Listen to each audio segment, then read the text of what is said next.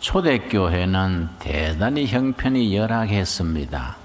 예수님의 제자들이 다 서민 중에 서민 출신이고 그 사람들은 갈릴리 호수에서 고기잡이 하던 분, 세금 징수원 하던 분, 또 참 바닥에서 살던 사람들입니다. 거기다가 무슨 선교 자금이 있는 것도 아니고 시설이 있는 것도 아니랬습니다. 그렇게 열악한 조건에서 시작해서 세계교회로 로마 제국을 석권하고 유럽, 아시아까지 오늘까지 교회가 성장의 성장을 거듭해 왔습니다. 그런데 초대교회가 그렇게 성공하게 된 이유가 두 가지입니다. 첫째는 그분들이 성경대로 살았습니다. 성경의 가르침, 성경의 교훈, 성경의 진리대로 몸으로 실천하고 살았습니다.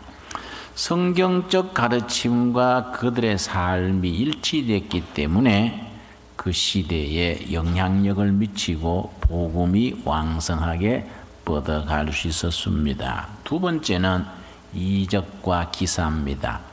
병자들이 일어나고 심지어 죽은 자가 일어나고 이적과 기사가 연이어서 일어났습니다.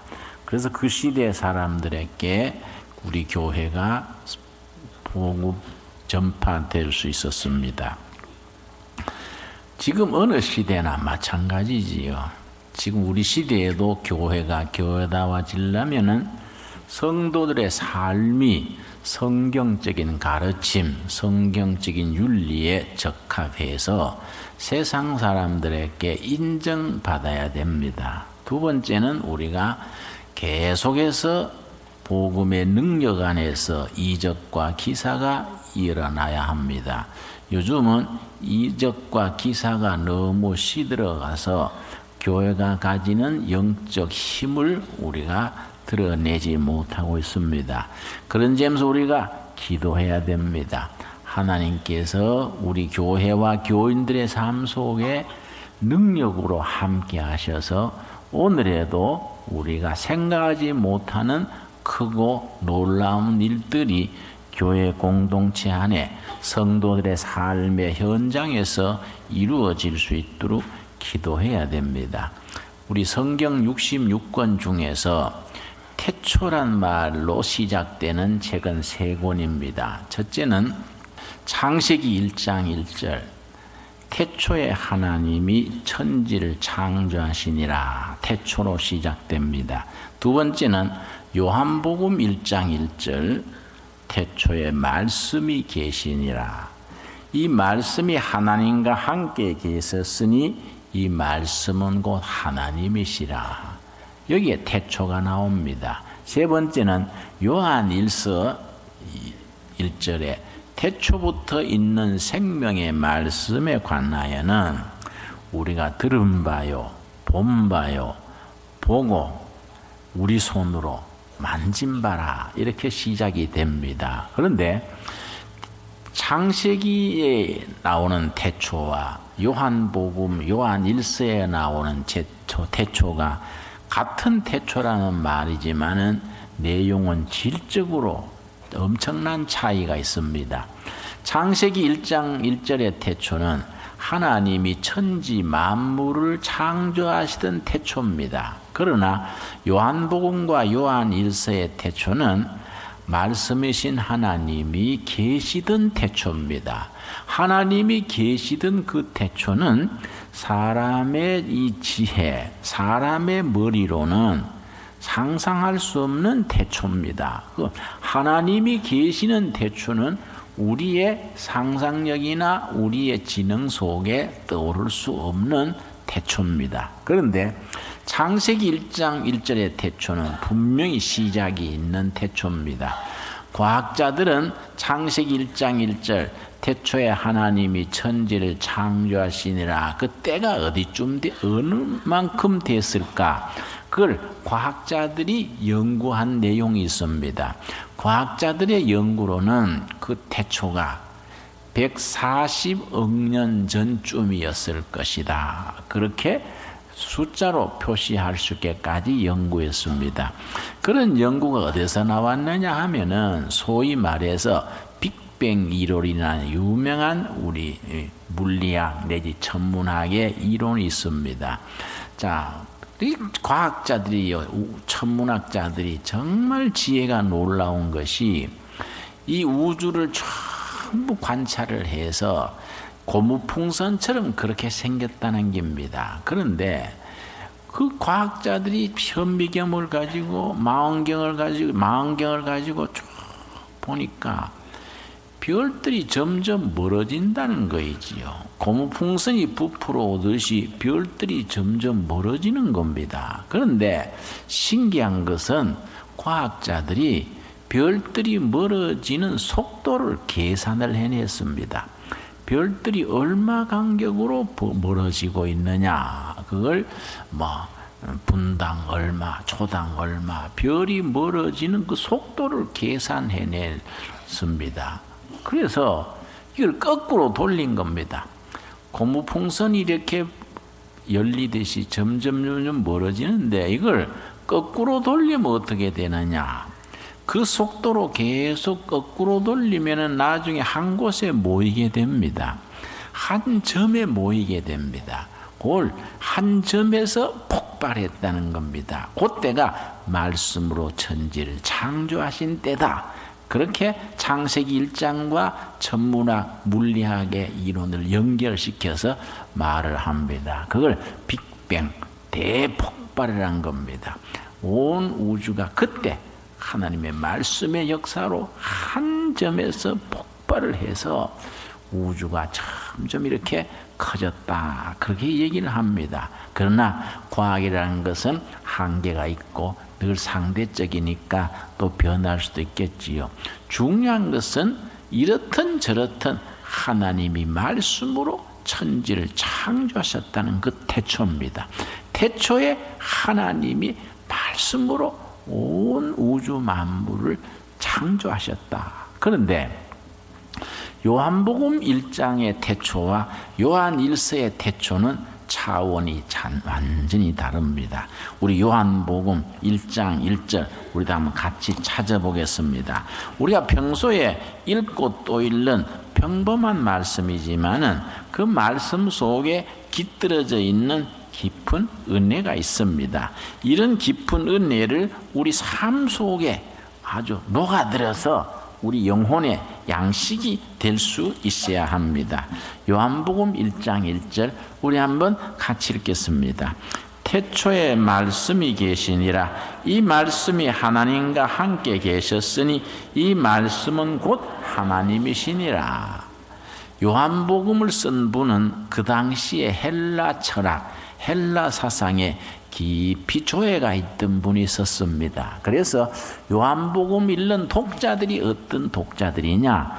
헬라 철학에 깊이 물들어 있는 사람들에게 헬라 철학의 용어로 복음을 전하려는 의도에서 헬라 철학의 용어들을 성경의 언어로, 복음의 용어로 그대로 받아들여서 사용하고 있습니다. 무슨 말이냐 하면은 태초에란 말의 헬라어로는 아르케입니다. 아르케에 말씀이 계시니라. 말씀은 로고스입니다. 그래서 헬라어로는 아르케에 로고스가 있었느니라 이렇게 되는데 그 아르케라는 것이 헬라 철학에서는 뭐냐면은 모든 우주 만물을 구성하는 근본 요소, 이걸 아르케라고 이름을 붙였습니다. 모든 우주 중에서 가장 기본이 되는 것이 있을 게 아니냐. 모든 존재가 되게 할 수 있는 기본이 무엇일까? 그걸 아르케라고 표현을 하고, 어떤 사람들은 그것이 물이다, 어떤 사람은 불이다, 어떤 사람들은 존재다, 뭐 이렇게 여러 가지로 표현을 했습니다. 그리고 말씀이란 말이 헬라 철학에서는 로고스입니다. 로고스, 진리란 말입니다. 그래서 철학으로 표현을 하면은 아르케, 우주 만물의 기본에 로고스, 진리가 있었다. 이 말이 성경에 들어오면 달라지는 겁니다. 태초에 로고스인 말씀이 계시니라. 이렇게 달라져서 의미를 지니게 됩니다. 그런데 이 헬라어의 아르케라는 말이 의미가 대단히 깊습니다. 그래서 우리가 아르케라는 말이 헬라 철학에서 가지는 4가지 의미가 있습니다. 이 4가지 의미를 다 이해하고 같이 번역해 주는 것이 아르케라는 말이 가지는 본래 의미에 우리가 다가갈 수 있습니다. 그래서 우리가 성경을 읽을 때에 좀 더 깊은 묵상 중에서 깊이 묵상하며 사색하며 그렇게 읽어서 우리 영혼의 양식으로 삼는다는 것이 중요하지요. 자, 아르케의 로고스, 진리가 있었다 할 때에 아르케 첫 번째 뜻은 뭐냐 하면은 모든 우주 만물이 놓여 있는 기초입니다. 기초, 파운데이션. 모든 존재하는 것의 기초, 파운데이션에 로고스, 진리인 말씀이 있었다. 여러분, 기초가 얼마나 중요합니까? 개인의 건강도 기초 체력이 있어야 유지되는 것이고, 실력도 기초가 탄탄해야 그 위에 실력이 쌓아져 올라가는 것이지요. 영적인 일에도 마찬가지입니다. 믿음의 기본, 기초가 탄탄해서 신앙생활이 경건의 훈련을 쌓으면서 성령 충만으로 나아가게 되는 거 아니겠습니까? 여러분, 우리 신앙생활의 기초에 로고스, 진리되는 말씀이 탄탄히 세워질 수 있게 되기를 바랍니다. 아르케 두 번째가 뭐냐면 모든 사건, 사물의 가장 핵심, 가장 속 중심입니다. 가장 속 중심. 그게 코아를 합니다. 코아. 코아하면 백화점 이름이 코아가 있습니다만은 그 코아가 아니고 모든 사건의 가장 중심이 코아입니다. 코아. 여러분, 우리 은혜와 신앙생활의 코아는 뭡니까? 가장 속 중심에 뭡니까? 우리 삶의 가장 중심에 로고스, 말씀이 딱 자리 잡고 있어야 됩니다. 그래서 세상은 끊임없이 변합니다. 인심도 변하고 조건도 변하고 다 바뀌고 변합니다. 세상은 그렇게 바뀌지만은 변하지 않는 가장 속 중심에 로고스, 말씀이 딱 자리 잡고 있으면은 바뀌는 세상 속에서 바뀌지 않는 자기 자신을 지켜갈 수 있게 됩니다. 세 번째가 뭐냐면은 이 아르케라는 말에 모든 것의 최종의 관심, 영어로 말할 때는 ultimate concern 그렇게 말합니다. 최종적인 관심, 최후의 목표. 여러분, 인생이 분명한 목표를 가지고 나가야 되지 않습니까? 목표 없이 그냥 들쭉날쭉 즉흥적으로 사는 인생은 장래를 기대할 수가 없지요. 그 최종적인 목표에 도달하기 위해서 우리 자신을 던져서 투자합니다. 이게 아르케의 세 번째 의미입니다. 우리가 최종의 삶의 목표에 사노라면은 자동차 헛바퀴 돌리듯이 엉뚱한 짓도 하고 실수도 하고 허물도 범합니다. 그럼에도 불구하고 정신을 바짝 차리고 제자리에 돌아와서 최종적으로 우리가 바라보고 나가는 것, 로고스, 진리 대신 말씀 앞에 딱 설 때에 자기 자신을 회복할 수 있게 되지 않겠습니까?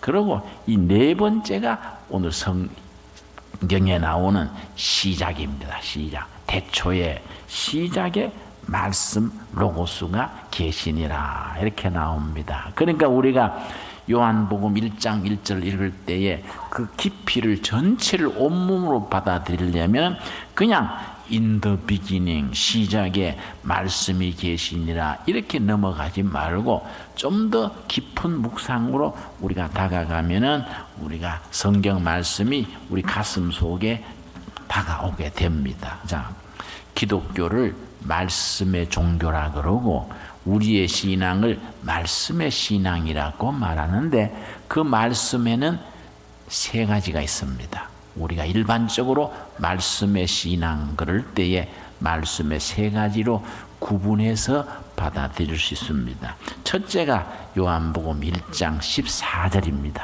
1장 14절 말씀. 말씀이 육신이 되어, 육신이 된 말씀입니다. 육신이 된 말씀, 그 로고스 말씀이 사람의 육신으로 변화된 겁니다. 누구를 말하겠습니까? 예수 그리스도의 성육신 사건을 말하는 겁니다. 말씀이 육신이 되어 우리 가운데 거하심에, 육신이 되신 말씀 그리스도께서 우리들의 삶의 현장에 들어오셔서 우리와 같이 살으시게 됐다, 이 말입니다. 그래서 말씀의 신앙의 첫째는 육신이 되신 말씀 그리스도를 말씀하는 거이고, 두 번째는 뭐이냐? 기록된 말씀. 기록된 말씀이 뭐이겠습니까? 성경을 말하죠. 성경. 우리의 경전, 성경이 기록된 말씀이지요.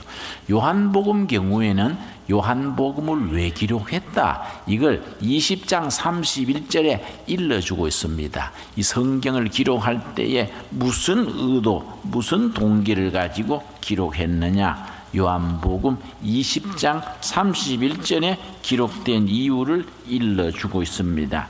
자, 20장 31절 우리 찾아서 한번 읽겠습니다. 기록된 말씀으로서의 성경을 기록할 때에, 특별히 요한복음을 기록할 때에 무슨 의도로 기록했느냐? 이 말씀이 우리 마음에 탁 다가서 현실적인 사건, 복음 사건, 말씀 사건으로 바뀔 수 있어야지요. 31절 우리 같이 읽겠습니다. 오직 이것을 기록함은 너희로 하나님의 아들 그리스도이심을 믿게 하려 함이요, 또 너희로 믿고 그 이름을 힘입어 생명을 얻게 하려 함이니라. 이 성경을 왜 기록했느냐? 너희로 예수께서 하나님의 아들 그리스도, 이 땅에 오신 하나님 그리스도인 것을 믿게 하고, 믿어서 뭘 얻게 되느냐?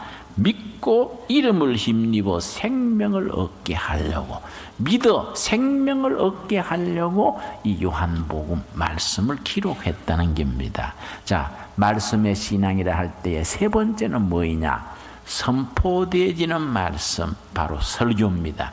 그래서 설교가 중요한 겁니다, 여러분. 설교가 이 선포되어짐으로써 말씀이 여러분 삶 속에서 사건이 되고 생활화가 되고 영혼의 양식이 되는 거 아니겠습니까? 자, 그런데 이 말씀의 신앙을 우리가 지켜나가는 데는 날마다 삶 속에서 말씀을 묵상하고, 말씀을 공부하고, 말씀대로 사는 이런 과정이 참 중요하지요. 자, 오늘의 본문 말씀 창세기 12장 1절을 찾겠습니다. 이런 말씀 우리가 깊이 살펴서 묵상할 때에 은혜가 우리 영혼 깊이 잘 박힌 못처럼 우리가 자리를 잡게 됩니다. 창세기 12장 1절 말씀. 75세 된 아브라함을 하나님이 부르시던 때의 본문입니다. 여호와께서 아브라함에게 이르시되 너는 너의 고향과 친척과 아버지의 집을 떠나 내가 너게 보여줄 땅으로 가라. 떠나가라.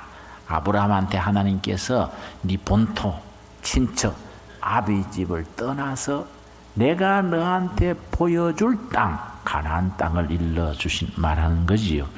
떠나서 가라. 예. 떠나서 가라란 말이 대단히 중요한 말입니다. 떠나서 가라. 이게 이제 성경 원문에서는 떠나서 가라는 말이 에끄르캄, 떠나서 가라. 하나님께서 아브라함에게 에끄르캄, 떠나서 가라 이렇게 말씀하셨는데, 이 히브리 언어가 대단히 참 깊이가 있습니다. 히브리 언어가 영적 언어로서 아주 깊이가 있습니다. 그 히브리의 에끄르캄이란 말에는요, 의미가 참 깊습니다. 첫 번째는 어떤 의미가 있냐면은, 떠나서 가라가 그냥 뭐 이 동네에서 저 동네로 이사하듯이 훌쩍 떠나는 게 아니고, 자신의 결단을 가지고 가라. 뭐 누가 권해서가 아니고, 뭐 눈치 보고 세상 물결 따라가 아니고, 자신의 결단으로 가라. 에끄르캄입니다. 자기의 선택입니다. 자기의 선택. 자기의 전 존재 가치를 걸고 나는 이 길을 간다. 선택입니다. 선택. 그래서 신앙은 선택이라고 말하지요. 두 번째가 뭐냐면은 너 홀로서 가라. 너 홀로서. 누가 뭐 다른 사람 기대가지고 의지하고 그게 아니다. 네 단독자로서 홀로서 당당하게 가라. 홀로서 가라는 겁니다. 하나님께서 아브라함 앞에 너 홀로 너 스스로 가라는 겁니다. 여러분, 이 에끄르캄이라는 말의 세 번째 의미가 뭐냐 하면 참 중요합니다. 너 인생 너 삶의 본질로 가라. 본질로 가라. 내면으로 가라. 여러분, 신앙의 세계는 본질의 세계입니다. 잘못하면 사람들의 눈치 보고 사람들의 체면에 구애받고 이리 흔들리고 저리 흔들립니다. 여러분, 신앙생활에 가장 해로운 것이 비본질적인 일에, 지엽적인 일에 매이는 겁니다. 이걸 극복하지 않으면 영적으로 깊어지지를 못합니다. 여러분, 신앙생활은 본질로 찾아가는 겁니다. 내면의 세계로 문제의 진리 자체, 예수님 자체, 말씀 자체, 살아계신 하나님 앞에 본질을 찾아서 들어가는 것이 신앙의 세계고 영적인 세계입니다. 그런데 우리 교회들이요, 신앙생활 하다 보면은 너무나 비본질적인 데 매여가지고 본질을 잊어버리기 쉽지요. 일상성, 날마다 그냥 잡다하게 살아가는 거기에 매여가지고 교회 생활도 그런 잡다한 일상성에 매여가지고 살다 보면은 영적 본질을 잃어버리는 겁니다. 그러면 신앙의 강적이 없어지고 자기를 변화시키고 세상을 변화시킬 수 있는 그런 감동력이 약해져 버리는 거이지요. 그런 점에서 하나님께서 아브라함에게 에끄르캄 떠나서 가라 할 때는 그런 본질의 세계로 들어가라, 그런 의미를 포함하고 있습니다. 네 번째가 무슨 뜻이냐 하면은 미래를 향해서 나가라. 여러분, 히브리서 11장을 믿음장이라고 하지요. 히브리서 11장 8절에 보면은 아브라함이 부르심을 입었을 때에 순종하여 갈 바를 알지 못하고 갔다. 히브리서 11장 8절입니다. 여러분, 하나님이 떠나가라, 미래를 향해서 가라 할 때 그 노인이 하란 땅에서 안정된 지역이지요. 본토, 친척, 아비집, 그 안정된 지역에서 살면 편안할 텐데 거기서 떠나서 가라는 겁니다. 여러분, 현실에 안주하지 말고 현실에 매이지 말고 미래를 향해서 갈 바를 알지 못하고 기약 없지만은 도전하는 겁니다. 왜냐? 하나님의 부르심이니까. 갈 바를 알지 못하고 떠나갔다는 겁니다. 여러분, 예수님 당시에 세 가지 종류의 사람들이 같이 살았습니다. 첫째는 과거 지향적인 사람들입니다. 바리새인들이 그랬지요.